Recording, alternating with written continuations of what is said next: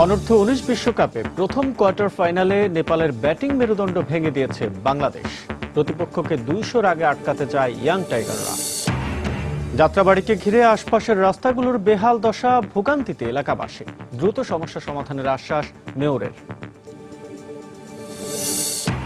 বাসের অভাবে হাতিরঝিল প্রকল্পে প্রাইভেট কার ও মাইক্রোবাস চালকদের রমরমা বাণিজ্য। আরও 2টি বাস নামানোর পরিকল্পনা।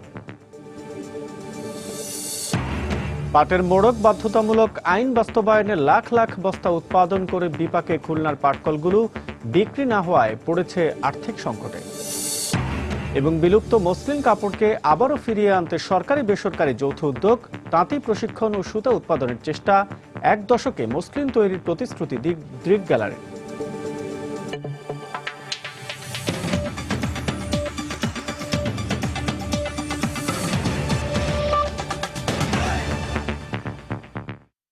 সময় সংবাদের সঙ্গে আছে আমি আসাদ আজিম। শুরুতে আইসিসি অনূর্ধ্ব-19 ক্রিকেট বিশ্বকাপের খবর।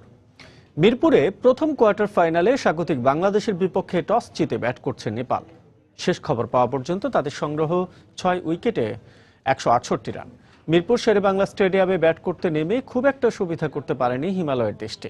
দলীয় 17 রানে সাইফুদ্দিনের শিকার হয়ে ফেরেন তিনি। এর 2 রান পরেই আউট হন কালকে।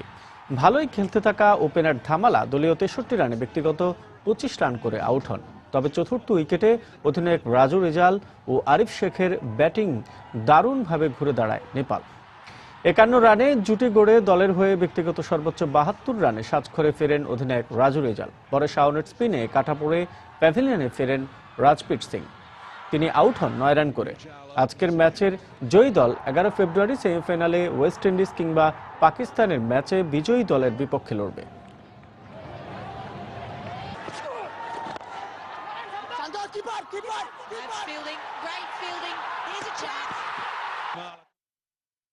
মিরপুর শেরেবাংলা স্টেডিয়ামে এই মুহূর্তে আছেন রিপোর্টার সাজিদ মোস্তাহিদ। বিস্তারিত জানতে সরাসরি চলে যাচ্ছে তার কাছে। সাজিদ,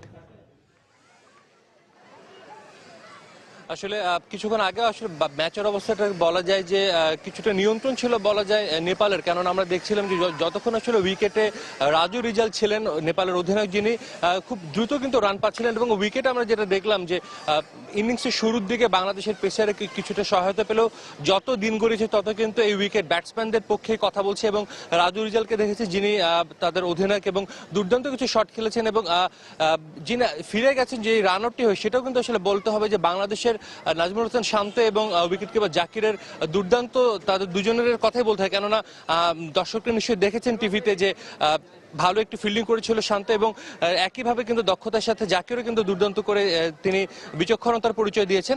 তবে এখন বলা যাচ্ছে যে বাংলাদেশ মোটামুটি ম্যাচের কিছুটা হলো নিয়ন্ত্রণ এনেছে। আর যেহেতু ওভারও বেশি বাকি নেই, নেপালের শুরুর দিকে যে ব্যাটসম্যানরা উইকেটে যে রান পাচ্ছিলেন বা যে সুবিধা পাচ্ছিলেন সেটা কিন্তু দিনে যত গড়াবে বা ম্যাচ যত গড়াবে সেই সুবিধাটা কিন্তু ব্যাটসম্যানরা আরো বেশি পাবেন। সেক্ষেত্রে বলে যে বাংলাদেশের ব্যাটসম্যানরা যখন ব্যাট করতে নামবেন উইকেট কিন্তু আরো বেশি ব্যাটসম্যানদের সহায়ক হবে। এবং আরেকটি বিষয় যে বাংলাদেশ কিন্তু এই ম্যাচে এই মাঠে কিন্তু এই ওয়ার্ল্ড কাপের আজ প্রথম ম্যাচ খেলছে। এর আগে কিন্তু বাংলাদেশের ম্যাচগুলো ছিল চিটাগং এবং কক্সবাজার। অন্যদিকে নেপাল কিন্তু ভারতের বিপক্ষে ম্যাচটি এখানেই খেলেছিল, যদিও তারা ম্যাচটি হেরেছিল। তবে এই মাঠে তাদের ম্যাচ খেলার কিন্তু বলা যায় যে একটা অভিজ্ঞতা আছে। আর আরেকটি বিষয় জানাবো যে আজকে দর্শকদের কথা, এই প্রথম মূল ভেন্যু অনূর্ধ্ব-19 বিশ্বকাপে যেটা যে মিরপুরের হোম অফ ক্রিকেট শেরেবাংলা জাতীয় স্টেডিয়ামে খেলা হচ্ছে স্বাগতিক বাংলাদেশের। এবং এই ম্যাচকে ঘিরে কিন্তু প্রচুর দর্শকের সমাগম দেখেছি আমরা। আগের যে ম্যাচগুলোতে কিন্তু কোথাও তো দর্শক দেখা যায় না। আমরা কক্সবাজারে দেখেছিলাম যে ছোট স্টেডিয়াম, মাত্র 1500-1600 ধারণ ক্ষমতা গ্যালারি, সেগুলো ভরা ছিল।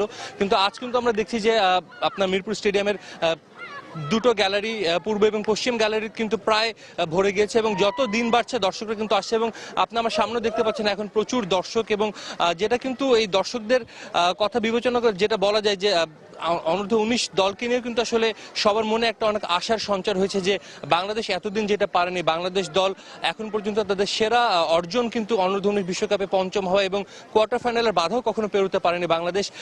দর্শকরা কিন্তু আজকে সেই একটা নতুন ইতিহাস রচনা হবে সেই আশাতে কিন্তু আজকে মাঠে আসছেন এবং প্রথমবারের মতো বাংলাদেশ সেমিফাইনালে যাবে এই আশা নিয়ে কিন্তু দর্শকরা মাঠে এসেছেন এবং নিশ্চয়ই মিরাজ বাহিনী এবং যারা আছেন নাজমুল হোসেন শান্ত তারা নিশ্চয়ই তাদেরকে হতাশ করবে না বলা যায়। এবং বাংলাদেশ যেহেতু এই মাঠে অনেক ম্যাচ খেলেছে, গতকাল কোচও বলেছিলেন যে এই মাঠে সবকিছু উইকেট বা পরিবেশ সবকিছু ক্রিকেটারদের খুবই ভালো জানা। তো আসলে যদি 200-র মধ্যে বা 210-20 যদি টার্গেট হয়, সেটাও কিন্তু আসলে বাংলাদেশের ব্যাটসম্যানদের চেস করে জয়টা খুব একটা কঠিন কিছু হবার কথা না। তো আসাদ, এই ছিল আমার কাছে এখন পর্যন্ত সর্বশেষ খবর। সহকর্মী সাজিদ মোস্তাহিদ জানাচ্ছিলেন বাংলাদেশ এবং নেপালের ম্যাচটি সম্পর্কে। অনূর্ধ্ব 19 বিশ্বকাপে এই মুহূর্তে ম্যাচের স্কোর 176 রান, নেপাল 6 উইকেট হারিয়ে। যাত্রাবাড়ি নিয়মিত মেরামত না করায় বেহাল অবস্থা যাত্রাবাড়ির আশপাশের সড়কগুলোর। বিভিন্ন দুর্ঘটনায় হতাহত হচ্ছেন অনেকেই, নষ্ট হচ্ছে গাড়ি আর ক্ষতি হচ্ছে অর্থনীতির। কর্তৃপক্ষের দায়িত্বহীনতার কারণেই এই সমস্যার সমাধান হচ্ছে না বলে দাবি এলাকাবাসী। দক্ষিণের মেয়র অবশ্য দুষছেন আমলাতান্ত্রিক জটিলতাকে। বিস্তারিত শরীফুল ইসলামের রিপোর্টে। এটি রাজধানীর অন্যতম প্রধান একটি ব্যস্ততম সড়ক, যেখানে প্রতিদিনই চলে হাজার হাজার গাড়ি। অথচ এসব রাস্তার অধিকাংশই ভাঙা এবং খানাখন্দে ভরা। মেয়র মোহাম্মদ হানিফ ফ্লাইওভারের নিচেই যাত্রাবাড়ি, দয়াগঞ্জ, সায়দাবাদ, টিকাটুলি ও ধুলাইপাড়ের রাস্তাগুলোর এই বেহাল দশা। তাই ভোগান্তিতে এলাকাবাসী। গাড়ির এই অবস্থা দেখে আসলে বোঝা যায় রাস্তা কতটা বেহাল বা নাজুক। ঠিক এই অবস্থাটি এক দুই দিন নয়, দীর্ঘ বছর বছর ধরে এই অবস্থাটা চলে আসছে। চলাফেরা প্রচুর সমস্যা হয়, গাড়ি ঠিক মতো চলতে পারে না, রিক্সা যেতে চায় না। যারা এরকম চাকরি করে বা এরকম বাহিরে যাওয়া আসা করে, ঝাঁকুনি খেয়ে ধুলাবালি খেয়ে, এটা আসলেই সমস্যা। বয়স্ক আছে, তাদের পিঠের শরীরে প্রচুর পরিমাণে ব্যথা পাইতেছে, গাড়িতে অনেকে ব্যালেন্স রাখতে পারতেছে না। মাজা ব্যথা তো হইতেই আছে, যাইয়া ওষুধ খাইতে হয় আবার। রাস্তার বেহাল দশার কারণেই মাঝে মধ্যে ঘটছে দুর্ঘটনা, ক্ষতি হচ্ছে যানবাহনের। রাস্তার কারণে আমাদের গাড়ি নষ্ট হয়ে গেছে, বঞ্জির ভাঙে গাড়ি ক্ষতি হয়। গাড়ি চালানো যায় না, প্যাসেঞ্জারের মনে হয় যে উঠতেছে না, আমরাও যেতে চাই না। রাস্তা ভাঙা থেকে ধুলাবালিটাই বেশি, ঠিক আছে, এতে সবারই ক্ষতি হচ্ছে। তবে রাস্তার এই অসুবিধার কথা স্বীকার করে নগরপিতা আশ্বাস দিলেন দ্রুততম সময়ে সমস্যার সমাধানের। আমি একটা প্রকল্প করেছি, সেই প্রকল্প আমাদের মন্ত্রণালয় হয়ে পরিকল্পনা মন্ত্রণালয়ে গিয়ে সেখান থেকে পাশ হয়ে আসতে আমার 4 মাস সময় লেগেছে। মেয়র মোহাম্মদ হানিফ ফ্লাইওভারের নিচে যে রাস্তাটুকু দীর্ঘদিন যাবৎ নষ্ট ছিল, 3-4 মাস লাগবে এই রাস্তাটুকু আপনার মেরামত এবং সংস্কার করে দিতে। এসব সমস্যার সমাধানে কর্তৃপক্ষ আন্তরিক হলে দ্রুত সমাধান হবে, এমনটাই আশা জনসাধারণের। শরীফুল ইসলাম, সময় সংবাদ, ঢাকা। হাতিরঝিল প্রকল্পে রাজধানী উন্নয়ন কর্তৃপক্ষের বাস সার্ভিস চালু থাকলেও বন্ধ হয়নি প্রাইভেট কার ও মাইক্রোবাস চালকদের রমরমা বাণিজ্য। প্রাইভেট গাড়িতে যাত্রী পরিবহন অবৈধ হলেও প্রকল্প এলাকায় বাসের স্বল্পতার সুযোগ নিচ্ছে তারা। রাজুক কর্তৃপক্ষ বলছে, যাত্রী ভোগান্তি কমাতে শিগগিরই আরও 2টি বাস নামানো হবে। রিপোর্ট ইসরাত জাহানের। হাতিরঝিল প্রকল্পে অবৈধ যাত্রী পরিবহনের চিত্র ধারণ করতে গেলে পালাতে গিয়ে প্রায় গায়ের উপরে গাড়ি উঠিয়ে দিচ্ছিলেন চালকরা। মাইক্রোবাস তো বটেই, ব্যক্তিগত গাড়ি চালকরাও এই অবৈধ কাজে জড়িত। জানতে চাইলে পাওয়া যাচ্ছিল বিচিত্র সব উত্তর। আচ্ছা নিব না, সরি ভুলে নিব না। আমরা চালাচ্ছি না, আমাদের অফিসের গাড়ি তো, স্টাফ নামা দিচ্ছি, অফিসের গাড়ি। বাসের অপ্রতুলতার জন্য প্রায় সবারই গন্তব্যে পৌঁছাতে দেরি হয়ে যায়। সময় সংবাদের ক্যামেরার সামনে পেয়ে জমানো ক্ষোভ প্রকাশ করলেন যাত্রীরা। রাজুক থেকে বাস নামিয়েছে মাত্র একটা, এই শুটিং ক্লাবে, আর কারণ বাজারে মাত্র 2টা। এটা কোনোভাবেই সাফিসিয়েন্ট না। মিনিমাম 3টা বাস দরকার আপনার শুটিং ক্লাবের লাইনে, আর কারণ বাজারে 5 থেকে 6টা বাস দরকার। শত শত যাত্রী এখানে দাঁড়িয়ে আছে, সবার অফিস টাইম। এই বাসগুলা ঘুরে আসতে গিয়ে প্রত্যেকেরই অফিস টাইম পার হয়ে যাচ্ছে। বাইরের ট্রান্সপোর্টে যেভাবে যেতে হয়, ধাক্কাধাক্কি করে, এখানেও তাই যেতে হয়। বাস কাউন্টারে কথা বলে জানা গেল, দায়িত্ব পালন করতে গিয়ে প্রতিদিনই যাত্রীদের ক্ষোভের মুখোমুখি হচ্ছেন কর্মরতরা। প্রবলেম তো হয়, যাত্রীদের অনেক কথা শুনতে হয়। ওনাদের ক্ষোভ, এখন আমরা কি করতে পারি? জ্যাম লাগলে তো আর আমরা কিছু করতে পারবো না। জ্যামটা যখন লাগে তখন মধুবাগ পর্যন্ত জ্যামটা আসে। রাজুক চেয়ারম্যান জানিয়েছেন, সমস্যা সমাধানে সামনের সপ্তাহেই আরো 2টি বাস নামানোর পরিকল্পনা রয়েছে তাদের। প্রায় দেখা যায় যে অনেক লম্বা লাইন হয়, তো আমরা বুঝতে পারছি যে আরো বাস দরকার। আগামী 1 সপ্তাহের মধ্যে আমাদের আরো 2টা বাস নামানোর ইচ্ছা আছে এবং এগুলো প্রায় চূড়ান্ত। এরপরে আমরা যদি দেখি যে আরো ডিমান্ড থাকে, তাহলে গ্রাজুয়ালি আমরা প্রতি মাসে 2টা করে বাড়াবো। একই সঙ্গে অবৈধভাবে যাত্রী পরিবহন বন্ধে প্রয়োজনীয় আইনি পদক্ষেপ নেওয়ার কথাও জানিয়েছেন রাজুক চেয়ারম্যান। আমরা চাচ্ছি যে আমাদের বাস সার্ভিসের মাধ্যমে যেন এই সমস্যাটার সমাধান হয়। ইশরাত জাহান, সময় সংবাদ, ঢাকা। শুক্রবার ছুটির দিন হওয়ায় সকাল থেকে জমে উঠেছে অমর একুশে গ্রন্থমেলা। সকাল 11টা থেকে শুরু হয়েছে শিশু প্রহর, চলবে বেলা 1টা পর্যন্ত। সকাল থেকে শিশু বই প্রেমীরা তাদের বাবা মায়ের হাত ধরে বিভিন্ন স্টলে ঘুরে ঘুরে বই কিনছে। ভূতের গল্প, বিজ্ঞান বিষয়ক বই ছাড়াও অনেকেই রূপকথার বই কিনেছে। এছাড়া শিশুদের জন্য আয়োজন করা হয় চিত্রাঙ্কন প্রতিযোগিতা। আয়োজকরা জানিয়েছেন, সাপ্তাহিক ছুটির দিন হওয়ায় দুপুরের পর বইমেলা প্রাঙ্গণে পাঠক ও দর্শনার্থীর সংখ্যা আরও বাড়বে।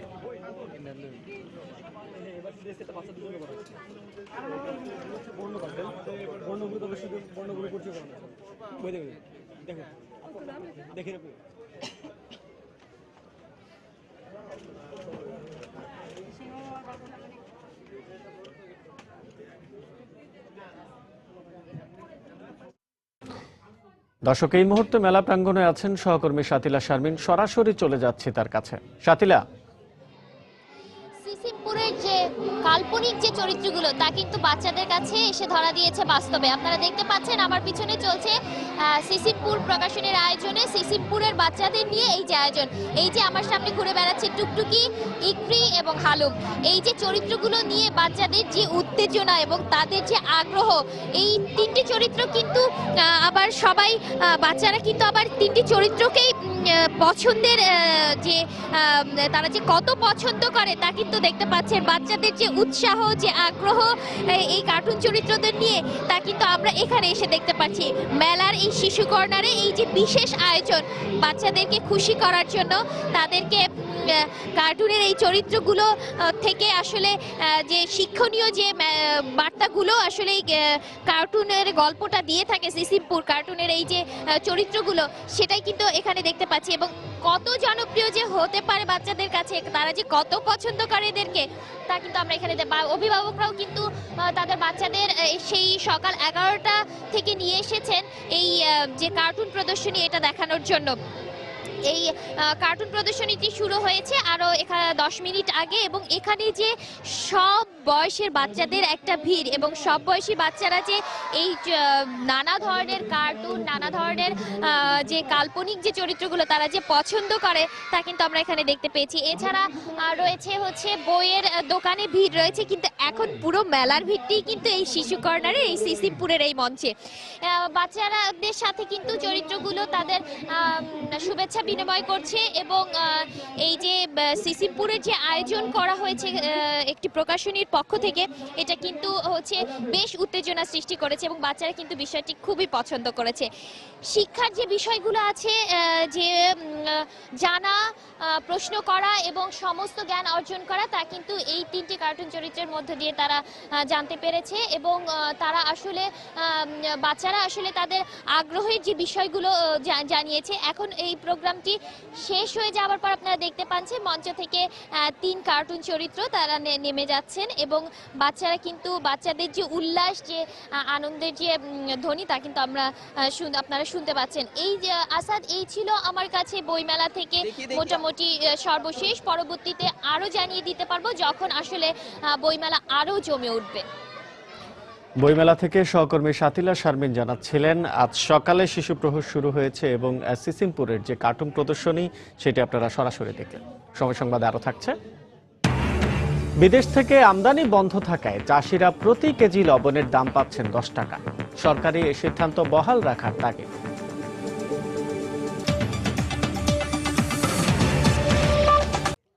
বিলুপ্ত মসলিন কাপড়কে আবারও বাংলার মাটিতে ফিরিয়ে আনতে সরকারি বেসরকারি উদ্যোগে শুরু হয়েছে ব্যাপক কর্মতৎপরতা। এরই অংশ হিসেবে মসলিনের উপযোগী সুতা উৎপাদনে সফলতার পাশাপাশি দক্ষ তাঁতি গড়ে তুলতেও বেশ এগিয়েছে সংশ্লিষ্টরা। এমনকি চলমান কর্মকাণ্ডের ধারাবাহিকতা রক্ষা করতে পারলে আগামী 1 দশকে দেশে আবারও মসলিন তৈরির প্রতিশ্রুতি দিয়েছে দৃক গ্যালারি। জুবাইর ফয়সালের রিপোর্ট। চরকায় সুতা কাটার এই দৃশ্যে চেষ্টা চলছে মসলিনের কাপড় তৈরির, কিন্তু 200 বছরের ব্রিটিশ দুঃশাসনের চিত্র হয়ে ওঠা সেই মসলিনের দেখা মিলবে না এখনই। চেষ্টা চলছে নতুনভাবে দেশের মাটিতে মসলিনকে ফিরিয়ে আনার, যেখানে সরকারের পাশাপাশি কাজ করছে বেসরকারি প্রতিষ্ঠান দৃক গ্যালারি। মসলিন এমনই এক গৌরবময় অধ্যায় যার সঙ্গে জড়িয়ে আছে প্রাচীন বাংলার মানুষের সুখ দুঃখ হাসি আর কান্নার অসংখ্য উপাখ্যান। বিলুপ্ত হয়েছে 18 শতকের শেষ ভাগে, তাই এ প্রজন্মের কাছে মসলিন শুধুই দিয়াশলাইয়ের বাক্সবন্দি ইতিহাস, যার দেখা মেলে একমাত্র পাঠ্য বইয়েই। তবে জাতীয় জাদুঘরে মাসব্যাপী মসলিন উৎসব অনুষ্ঠানের মাধ্যমেই হবে এর পুনর্জন্মের গোড়াপত্তন বলছেন আয়োজকরা। মসলিনের পুনর্জন্ম বাংলার মাটিতে আমি মনে করি যে সম্ভব। 3 ধাপের ভিতরে 2 ধাপ চলে আসছি। তুলোর গাছটা আমরা পেলেও সেটা থেকে সুতো বানানো এই আপনার কারিগরিটা আমাদের এখানে নেই। নিশ্চয়ই এটা আমরা পারবো। বাধা আছে অনেক, নতুন করে আমাদের সেই মসলিন তৈরি করা হয়তো সময় সাপেক্ষ ব্যাপার, কিন্তু প্রচেষ্টার একটা ক্ষতি কোথায়। আর এমন উদ্যোগের পেছনে কারিগরি কিংবা আর্থিক সব ধরনের সহযোগিতার আশ্বাস দেওয়া হয়েছে সরকারের তরফ থেকে। তুলা উৎপাদন আলটিমেটলি পরীক্ষামূলকভাবে তুলা উন্নয়ন বোর্ডে এটা শুরু হয়ে গেছে। এখন যদি এই তুলা থেকে মুসলিনের মোটামুটি কাছাকাছিও আসা যায়, তখন গবেষণার মাধ্যমে আর একটু উন্নত করে এবং যাদের দ্বারা আমরা এটা বুনন করব সেই তাঁতিদেরকে ট্রেনিং দিতে হবে এবং ট্রেনিং এর মাধ্যমে এটা আনা সম্ভব। যদিও মসলিনের কাপড় তৈরির জন্য দক্ষ তাঁতি তৈরির সঙ্গে বিরল প্রজাতির কার্পাস তুলা উৎপাদনে উচ্চতর গবেষণা প্রয়োজন বলেও মনে করছেন সংশ্লিষ্টরা। জুবাইর ফয়সাল, সময় সংবাদ, ঢাকা। সংরক্ষণের অভাবে নষ্ট হতে বসেছে 300 বছরের পুরনো নাটোরের রাজবাড়ি। এতে কমছে দর্শনার্থীর সংখ্যা। তবে রাজবাড়ি রক্ষণাবেক্ষণের দায়িত্বে থাকা জেলা প্রশাসন বলছে, প্রক্রিয়াগত জটিলতার কারণে এটি সংস্কার কাজ হচ্ছে না। বিস্তারিত সাইফুর রহমান রকির রিপোর্টে ছবি তুলেছেন আব্দুল সালাম।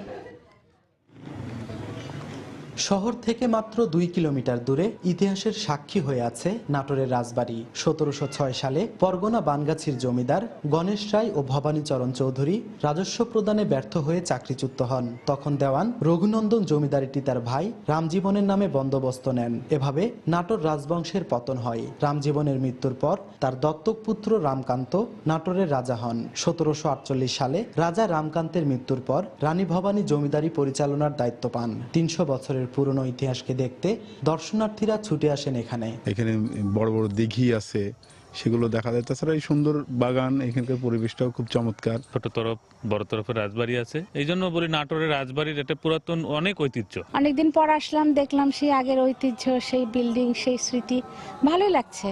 রাজবাড়িতে রয়েছে শ্যামসুন্দর, আনন্দময়ী, কালীবাড়ি, তারেকেশ্বর, শিব মন্দির, ছোট তরফ ও বড় তরফের রাজপ্রাসাদ, রানীমহল। এখানে ঘুরতে আসা দর্শনার্থীদের অভিযোগ, সংরক্ষণের অভাবে নষ্ট হতে বসেছে এটি। পুরাতন ঐতিহ্য, এগুলো যদি সংস্কার হয় তাহলে অনেকদিন পর্যন্ত হয়তো বা এরকম আমরা আরো আসতে পারবো। এটা তো বাংলার একটা ইতিহাস, এটাকে সংরক্ষণ না করলে ভবিষ্যৎ প্রজন্ম দেখতে পাবে না এই ইতিহাসটা। তবে জেলা প্রশাসক জানালেন, প্রক্রিয়াগত জটিলতার কারণে রাজবাড়ির সংস্কার কাজ হচ্ছে না। সংরক্ষণের যে অভাবের যে বিষয়টি বলেছেন, এটি সত্য কথা। এমত অবস্থায় কিভাবে আর্কিওলজিক্যাল ডিপার্টমেন্টের কাছে হস্তান্তর করা যাবে, এই বিস্তারিত উল্লেখপূর্বক আমরা একটা ভূমি মন্ত্রণালয়ের একটি মতামত চেয়েছি। আর্কিওলজিক্যাল ডিপার্টমেন্টের কাছে হস্তান্তর করা হলে তারা যদি পূর্ণাঙ্গভাবে বুঝে পান, তাহলে তারা সেখানে সংস্কারমূলক কিছু কাজ করতে পারবেন। 120 একর জমির উপরে প্রতিষ্ঠিত রাজবাড়িটি 1986 সাল থেকে জেলা প্রশাসনের নিয়ন্ত্রণে থাকলেও শীঘ্রই এটি প্রত্নতত্ত্ব বিভাগকে হস্তান্তর করা হবে। সাইফুর রহমান রকি, সময় সংবাদ, নাটোর।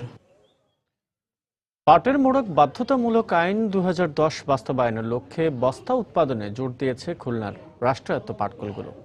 বিজিএমসির টাকা দিয়ে কেনা কাঁচা পাট দিয়ে গত 2 মাসে উৎপাদন করা হয়েছে লাখ লাখ বস্তা, কিন্তু উৎপাদিত বস্তার বিক্রি কম। এতে মিলগুলোতে নতুন করে সৃষ্টি হয়েছে আর্থিক সংকট। নিয়ামুল হোসেন কোচির তোলা ছবি নিয়ে তরিকুল ইসলামের রিপোর্ট। 6টি পণ্যের মোড়কে পাটের ব্যবহার বাধ্যতামূলক করায় পাটের বস্তার চাহিদা বেড়ে যাবে এমন ধারণা থেকে গত 2 মাস ধরে শুধু বস্তা তৈরি করছে খুলনার রাষ্ট্রায়ত্ত 8টি পাটকল। ঘোষণার প্রথম 1 মাসে খুলনার 8টি পাটকলে তৈরি হয়েছে প্রায় 80 লাখ পাটের বস্তা। ডিলারদের অভিযোগ, বিপণন ব্যবস্থার দুর্বলতার কারণে বস্তাগুলো ঠিকমতো বিক্রি করতে পারছে না পাটকলগুলো। 1 মাসে বস্তা বিক্রি হয়েছে মাত্র 10 লাখ। 25 কেজি চাল ধরে এই ধরনের হেসিয়ান টাইপের যে ব্যাগগুলো, এটারও বেশ চাহিদা আছে।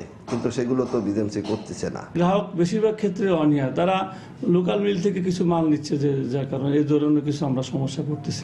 মিল কর্তৃপক্ষ বলছে পাটের মোড়ক বাধ্যতামূলক করায় ক্রেতা চাহিদার কথা বিবেচনা করে বস্তা উৎপাদন করা হয়েছে, কিন্তু এসব বস্তা খুবই কম বিক্রি হয়, কোটি কোটি টাকার বস্তা মিলে পড়ে আছে। ছোটখাটো মিল আছে প্রাইভেট পর্যায়ে, কেউ একটু নিম্নমানের মাল তৈরি করে কম দামে ছেড়ে দিচ্ছে। আমি তো আর কম দামে মাল বেচতে পারতেছি না। রানিং ক্যাপিটাল কিন্তু ব্যবহার করে বিগত 3 মাসে আমরা ব্যাগগুলো করলাম, কিন্তু এই যে রানিং ক্যাপিটালটা আমার আটকে যাওয়ার কারণে আমার ওয়েজেস ঠিক মতো গত সপ্তাহে ওয়েজেস দিতে পারলাম না।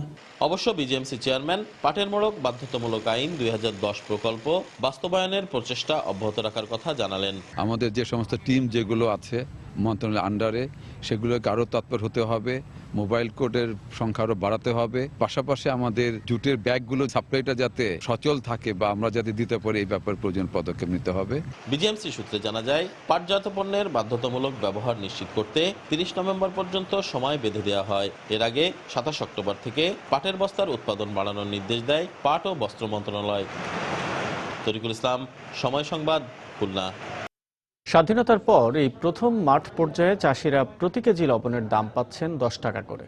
এটা সম্ভব হয়েছে বিদেশ থেকে লবণ আমদানি বন্ধ এবং সরকারের সিদ্ধান্তের কারণে।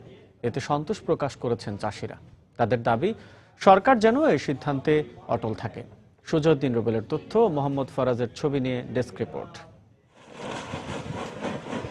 কক্সবাজারের উপকূলবর্তী লবণ মাঠ, হাজার হাজার একর জমিতে লবণ চাষিরা সমুদ্রের লবণাক্ত পানি জমিয়ে তাতে সূর্যের তাপ দিচ্ছে, আর ওই তাপে পানি শুকিয়ে তৈরি হচ্ছে লবণ। কক্সবাজার ও বাঁশখালীর 60,000 একর জমিতে 55,000-এর বেশি চাষি এখন লবণ উৎপাদনে ব্যস্ত সময় পার করছেন। স্বাধীনতা পরবর্তী সময়ে দেশের মোট চাহিদার লবণ এখান থেকে সরবরাহ করা হলেও ন্যায্য মূল্য না পাওয়ায় হতাশ ছিলেন চাষিরা। কিন্তু এই প্রথম মাঠ পর্যায়ে চাষিরা কাঙ্ক্ষিত লবণের দাম পেয়ে মহা খুশি। আমরা এখন অনেক খুশি যে এবারে লবণের মূল্য অনেক বেড়েছে। 600 টাকা করে মানুষকে গিয়া পেয়েছি, এই দাম পেয়েছি লবণের। সবাই আনন্দিত, এভাবে দাম চাইলে আমরা উপকৃত হইব। বিদেশ থেকে আমদানি বন্ধ করায় ন্যায্য মূল্য পাচ্ছে দাবি করে লবণ চাষী সমিতির এ নেতা জানালেন, বিদেশ থেকে লবণ আমদানিকারী চক্রটির প্রতি সরকারের সজাগ দৃষ্টি রাখা দরকার। কোনো লবণ বোর্ডটা নাই, জরুরি ভিত্তিতে সরকারের কাছে আমাদের অনুরোধ লবণ বোর্ডটা গঠন করা হোক। বিসিক লবণ শিল্প উন্নয়ন প্রকল্পের উপমহাব্যবস্থাপকের মতে, কক্সবাজারের লবণ দিয়ে দেশের চাহিদা পূরণ সম্ভব। প্রাকৃতিক অবস্থা যদি অনুকূল থাকে তাহলে আমরা আশা করি এবছর জাতীয় যে চাহিদা সেটা আমরা পূরণ করতে পারবো। গত বছর 15,80,000 মেট্রিক টন লবণের চাহিদার বিপরীতে উৎপাদন হয়েছিল 16,27,000 মেট্রিক টন। এবার সারা দেশে লবণের চাহিদা 17,20,000 মেট্রিক টন, আর উৎপাদনের লক্ষ্যমাত্রা ধরা হয়েছে প্রায় 18 লাখ মেট্রিক টন। সময় সংবাদ, কক্সবাজার। সময় সংবাদ আরো থাকছে। জমকালো উদ্বোধনী অনুষ্ঠানের মধ্য দিয়ে ভারতের গৌহাটিতে শুরু হচ্ছে 12তম এশিয়া গেমস। উদ্বোধন করবেন দেশটির প্রধানমন্ত্রী নরেন্দ্র মোদী।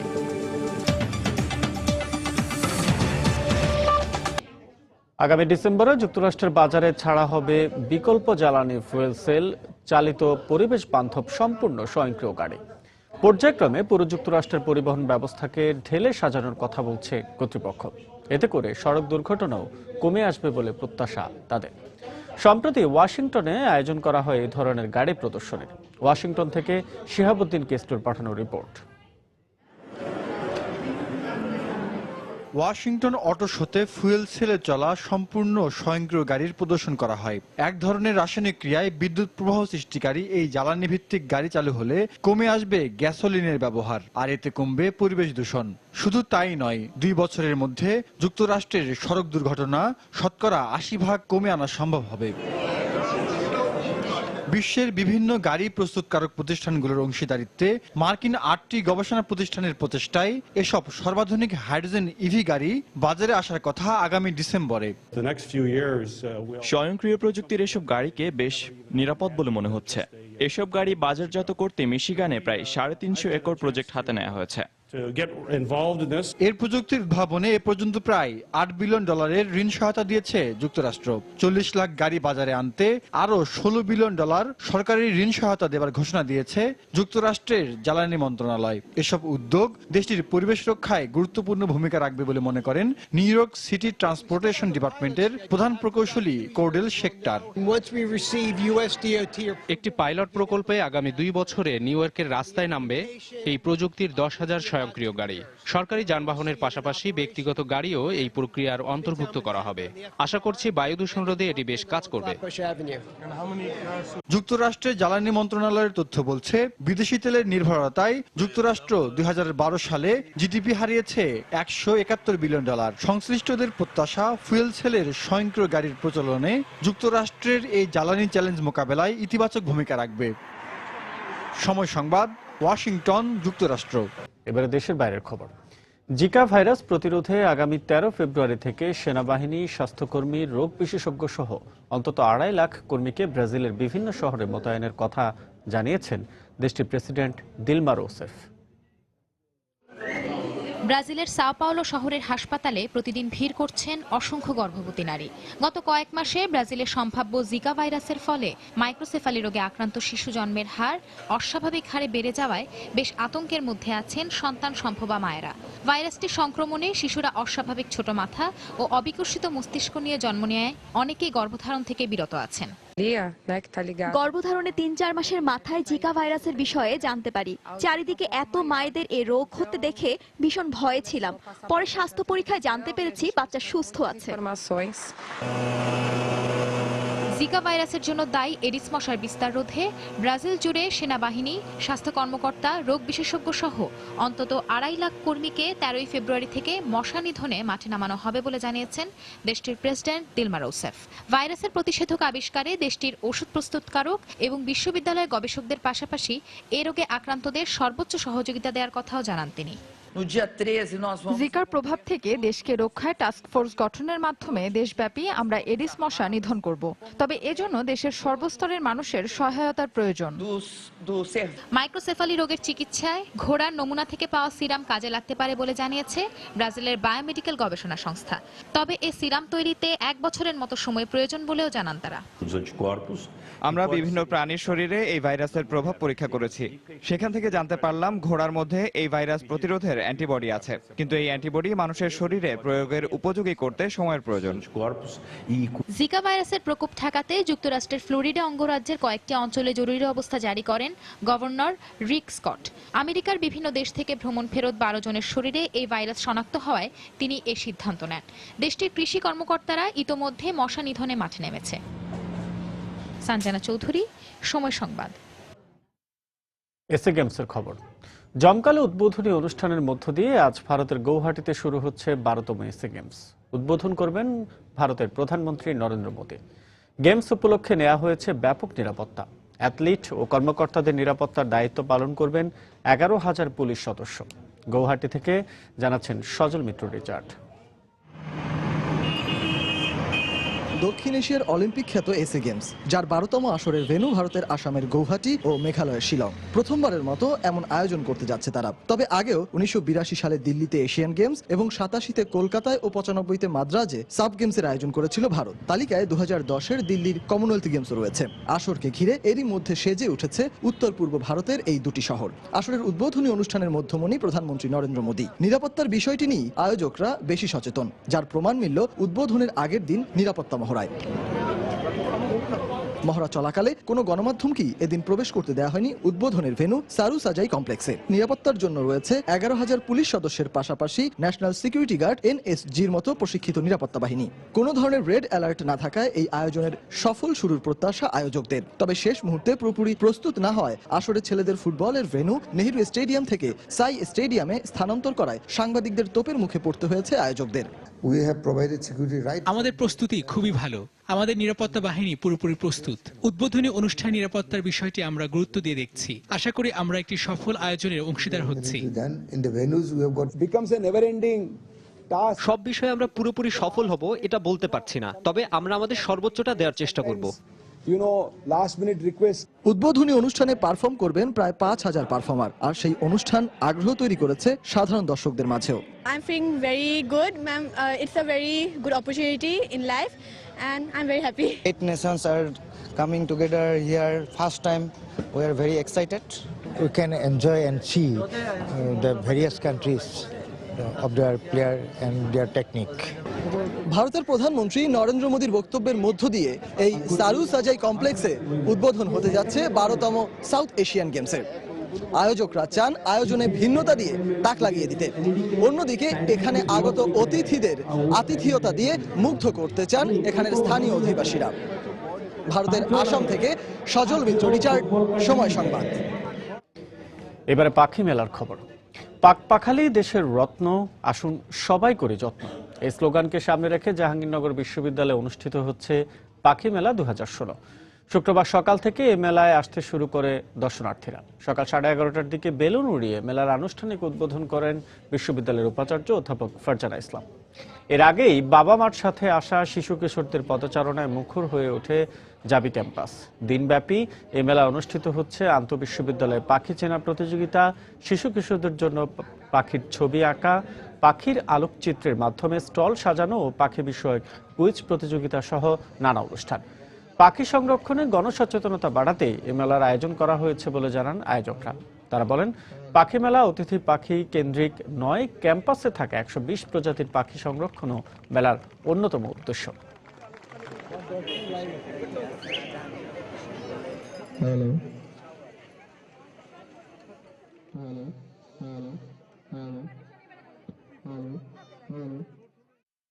প্রতি বছর জাহাঙ্গীরনগর বিশ্ববিদ্যালয়ে আমরা পাখি মেলা আয়োজন করি আমাদের বিভাগ থেকে।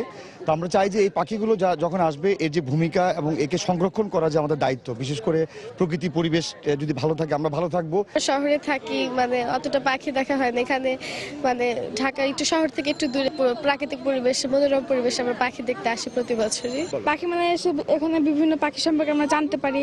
আবার এখানে চিত্রাঙ্কন প্রতিযোগিতা হয়, তার মাধ্যমে আমরা অনেক কিছু শিখতে পারি। এখানে আসা হয় মূলত একই সাথে এই মেলায় আসলে পাখি, প্রজাপতি এবং গাছ, এই তিনটি সম্পর্কেই আসলে জানা যায়।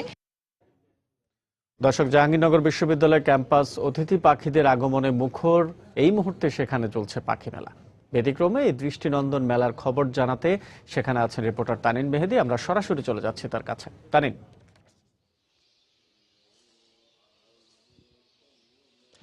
আসাদ, আসলে পাখি মেলার যে আনুষ্ঠানিকতা, সেই আনুষ্ঠানিকতা কিন্তু কিছুক্ষণ আগে শেষ হয়ে গিয়েছে। অর্থাৎ সকাল থেকে শুরু হয়ে বেলা 12:30 পর্যন্ত পাখি মেলাটি চলে। যদিও পাখি মেলা শেষ হয়ে গেল, তার রেশ কিন্তু রয়ে গেছে। আমরা যেমনটি দেখেছি যে জাহাঙ্গীরনগর বিশ্ববিদ্যালয় কেন্দ্রীয় শহীদ মিনারের পাখি মেলার মূল আয়োজনটি হয়েছিল এবং যেখানে বিশ্ববিদ্যালয়ের উপাচার্য মেলার উদ্বোধন করেন এবং উদ্বোধনের পরে সেখানে বিভিন্ন সাংস্কৃতিক অনুষ্ঠানের আয়োজন করা হয়েছিল। পাখি চেনা প্রতিযোগিতা থেকে শুরু করে বিভিন্ন পাখি বিষয় কুইজেরও আয়োজন করা হয়েছিল সেই প্রতিযোগিতা। এবং আসাদ, এই মুহূর্তে আমরা রয়েছি জাহাঙ্গীরনগর বিশ্ববিদ্যালয়ের একটি লেকের পাশেই, যেই লেকটিতে মূলত পাখি ও পরিযায়ী পাখিদের আবাসস্থল। এবং আমরা যেমনটি দেখতে পাচ্ছি যে পাখিরা আসলে সকাল থেকে আমরা দেখেছি যে পাখিদের যে ওড়াউড়ি, পাখিদের যে কিচিরমিচির শব্দ, সেই শব্দে আমরা দেখেছিলাম যে দর্শনার্থীরা কিন্তু বেশ উপভোগ করেছেন এবং পাখিদের যে কলকাকলিতে মুখর হয়ে গেছে পুরো আসলে জাহাঙ্গীরনগর বিশ্ববিদ্যালয়ের যে লেকগুলো রয়েছে সেই লেক। এবং আমরা